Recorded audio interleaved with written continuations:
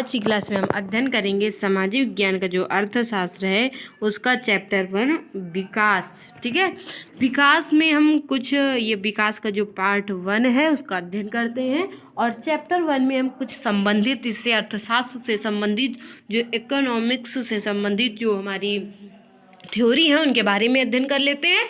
और इसमें कुछ तो हमें इकोनॉमिक्स जो होती है ये अर्थशास्त्र, तो इसे हमें पढ़ने के लिए हमें करंट पढ़ना आवश्यक होता है। ठीक है, क्योंकि इसमें भारत की अर्थव्यवस्था क्या होती है उससे संबंधित चीज़ें होती हैं। तो भारत की राष्ट्रीय आय इस समय कितनी है, क्या चल रहा है भारत में, तो ये सारी चीज़ें हमें जब हम करंट के बारे में पढ़ेंगे, करंट में अध्ययन करेंगे, तो उससे हमें ज़्यादा अच्छे से ज्ञान होगा। ठीक है, तो आप सब लोगों को करंट में ध्यान देना चाहिए कि इस समय भारत की जो इकोनॉमी है वो किस तरह की चल रही है। ठीक है, तो चलिए हम तो प्रश्न कुछ करवा देते हैं, उसके बाद आप अगर करंट पढ़ोगे तो ज़्यादा अच्छा होगा। चलिए आगे चलते हैं, हम क्वेश्चन को अध्ययन कर लेते हैं। तो देखिए इसमें हम छोटी छोटी सी जो डिफिनीशन है उनके बारे में अध्ययन करेंगे, मतलब उसी जो शब्द आएंगे इसमें पूरे विकास वाले चैप्टर में उससे हम मतलब जो इकोनॉमी मतलब अर्थशास्त्र से संबंधित जो शब्द आएंगे उनके बारे में हम चर्चा करेंगे और उनको पढ़ लेते हैं, फिर इनसे संबंधित कुछ क्वेश्चन भी करेंगे। तो चलिए हम सबसे पहले इन शब्दों को, इन थ्योरी को पढ़ लेते हैं। तो पहला हमारा है विकास। विकास क्या होता है? एक व्यापक शब्द जिसमें प्रति व्यक्ति आय में वृद्धि हो। ठीक है, एक व्यापक शब्द होता है विकास जो जिसमें प्रति व्यक्ति आय में वृद्धि, गरीबी में कमी, साक्षरता दर में वृद्धि आदि शामिल है, उसे ही विकास बोलते हैं। एक व्यापक शब्द जो होता है इसमें प्रति व्यक्ति आय में वृद्धि हो, गरीबी में कमी हो और साक्षरता दर में वृद्धि हो, उसे ही विकास बोलते हैं। अगर वहीं पे दूसरे अगर पॉइंट की बात करें तो आर्थिक विकास की बात कर लेते हैं। आर्थिक विकास की बात करेंगे तो एक शब्द जो किसी देश के सर्वांगीण विकास को संदर्भित करता है। किसी देश की विकसित अर्थव्यवस्था होती है यदि उसके लोग उच्च आय अर्जित करते हैं और अपनी अधिकांश इच्छाओं को पूरा करने में सक्षम होते हैं, उसे ही हम लोग क्या बोलते हैं? आर्थिक विकास का नाम देते हैं। ठीक है, चलिए आगे हम अगली थ्योरी के बारे में बात कर लेते हैं। तो देखिए ये है हमारी प्रति व्यक्ति आय, जिसे हम लोग औसत आय भी बोलते हैं। प्रति व्यक्ति आय को ही हम लोग औसत आय कहते हैं। तो औसत आय कैसे निकाली जाती है? तो देखिए प्रति व्यक्ति आय या औसत आय किस प्रकार से निकाली जाती है उसकी डिफिनेशन पढ़ लेते हैं।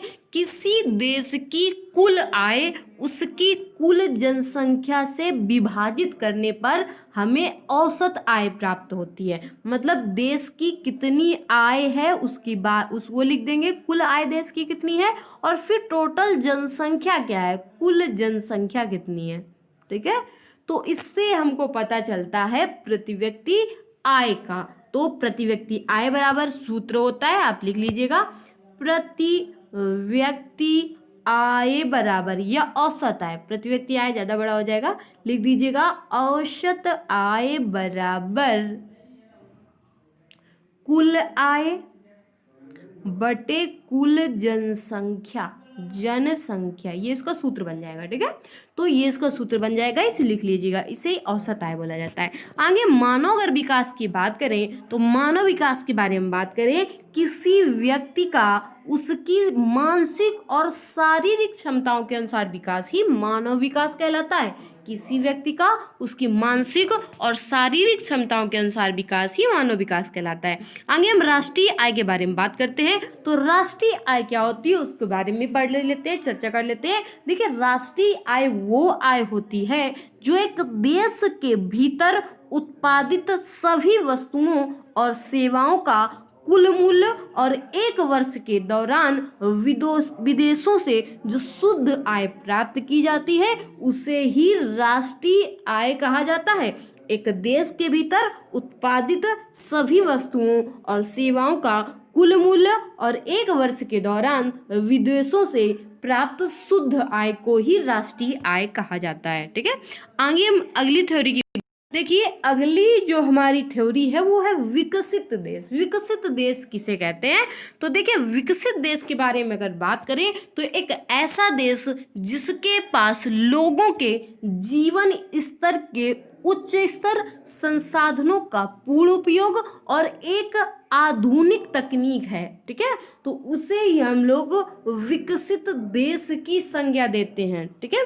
आगे हम अच्छे संसाधन के बारे में अगर बात करें तो अच्छे संसाधन वे संसाधन जो प्रकृति द्वारा फिर से भर दिए जाते हैं, ठीक है। जैसे मान लीजिए अगर हम सेब है लगा हुआ है पेड़ में और सेब को तोड़ लेते हैं और फिर से हम पूरे सेबों को तोड़ लेते हैं या कोई पूरे अमरूदों को तोड़ लेते हैं, आमों को तोड़ लेते हैं और फिर से जो होता है उसमें आम लग जाते हैं या अमरूद लग जाते हैं, तो इसे ही अच्छे संसाधन बोला जाता है। वे संसाधन जो प्रकृति द्वारा फिर से भर दिए जाते हैं वे अच्छे संसाधन कहलाते हैं।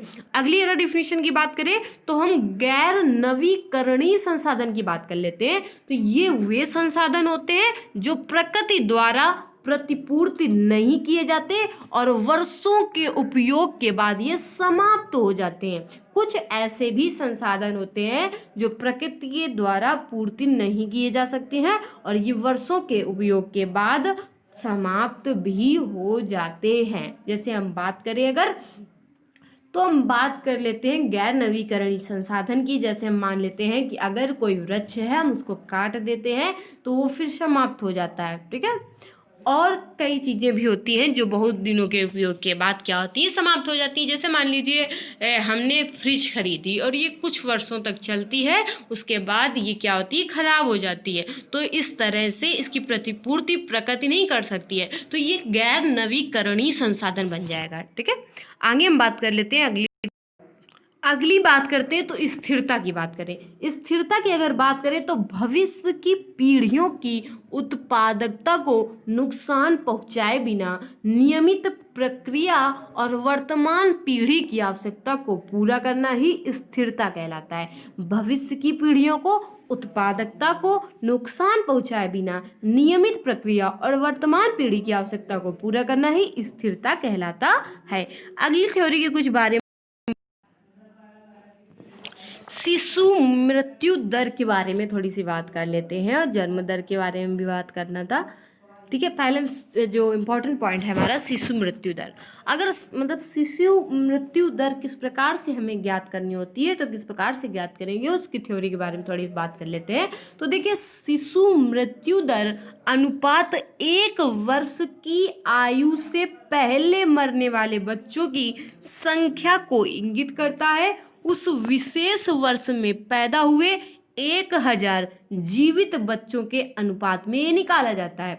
1000 जो जीवित बच्चे हैं उसमें कितने मर गए उसके अनुपात में ये शिशु मृत्यु दर निकाला जाता है। आगे हम साक्षरता दर की बात करते हैं। तो साक्षरता दर कैसे निकाली जाती है? साक्षरता दर 7 वर्ष और उससे अधिक आयु वर्ग के में जो आते हैं उन्हें साक्षर आबादी के अनुपात को मापता है, ठीक है। साक्षरता दर जो हम 7 वर्ष से या उससे अधिक आयु वर्ग के जितने भी लोग होंगे और जितनी भी हमारी आबादी साक्षर होगी तो इस तरह से हम साक्षरता दर निकालते हैं। आगे हम बात करते हैं नेट अटेंडेंस अनुपात की।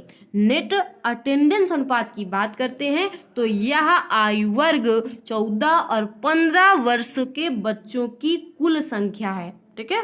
जो समान आयु वर्ग के बच्चों की कुल संख्या के प्रतिशत के रूप में स्कूल में भाग लेते हैं उसे हम नेट अटेंडेंस अनुपात कहते हैं। तो ये कुछ थ्योरी थी जो इम्पोर्टेंट थी। आगे हम बात करते हैं।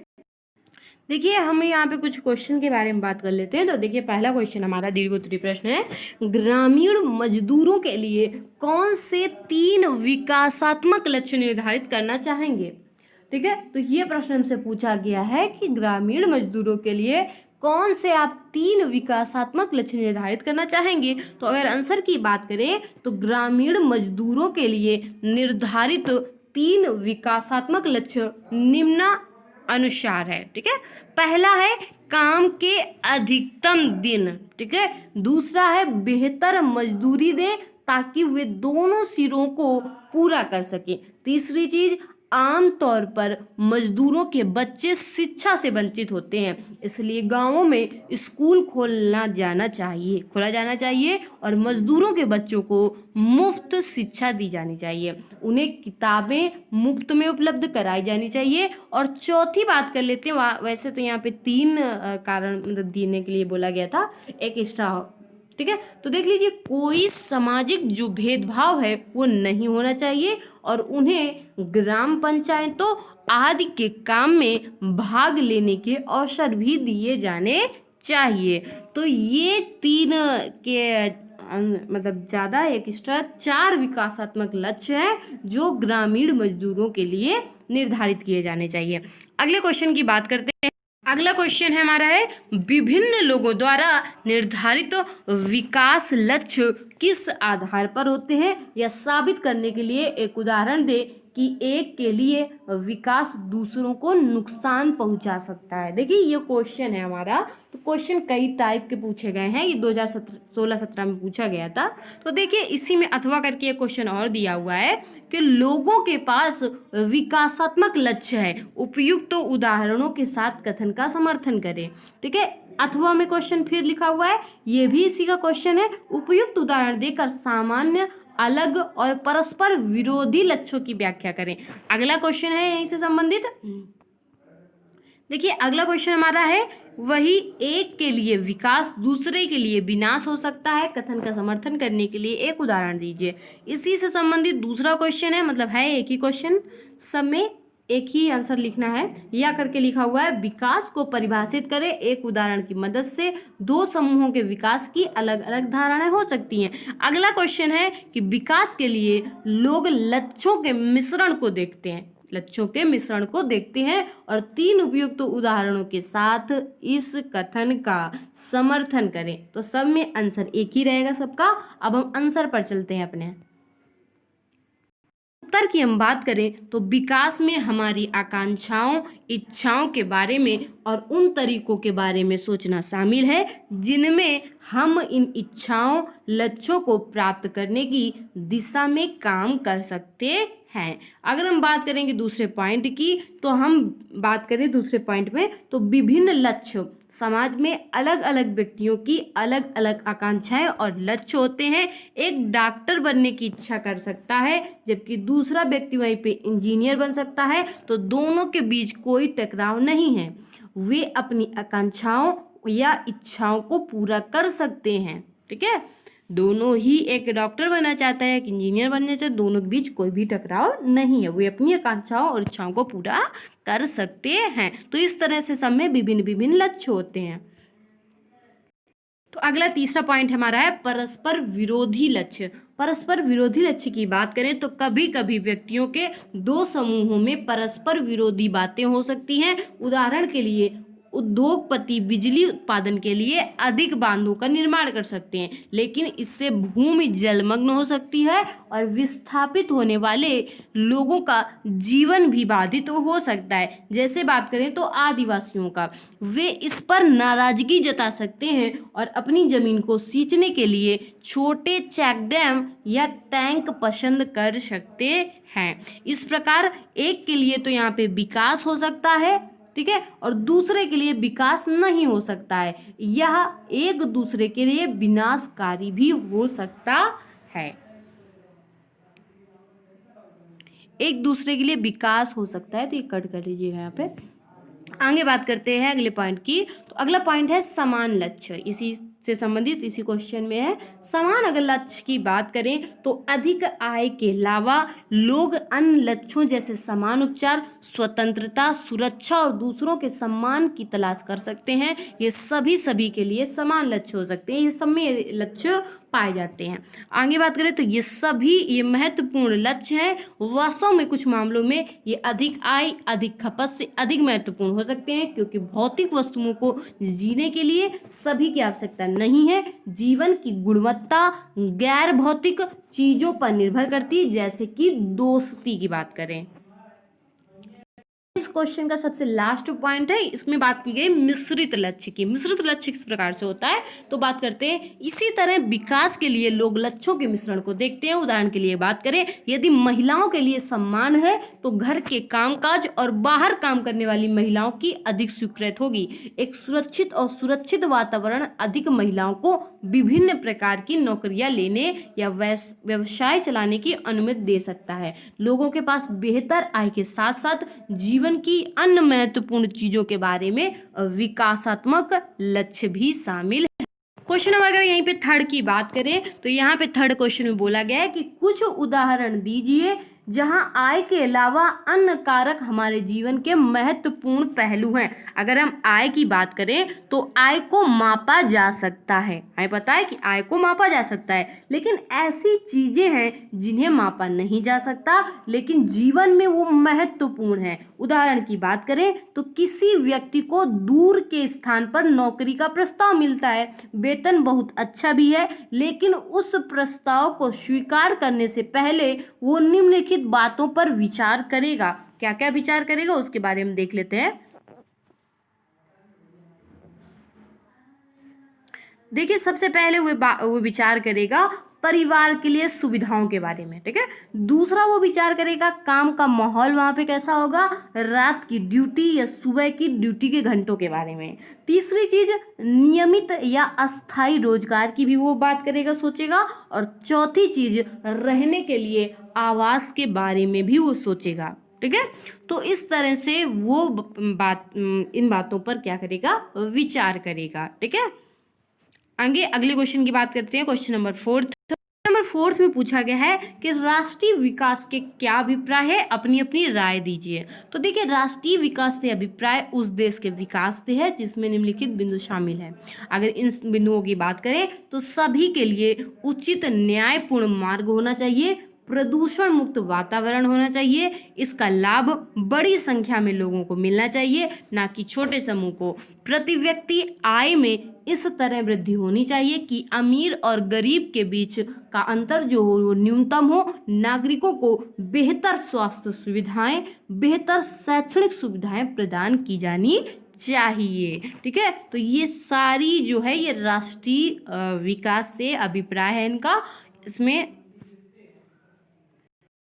दिए गए सारणी के आधार पर निम्नलिखित प्रश्नों के उत्तर दीजिए। 2 देशों की गणना करनी है यहाँ पे आपको प्रश्न नंबर 5 में।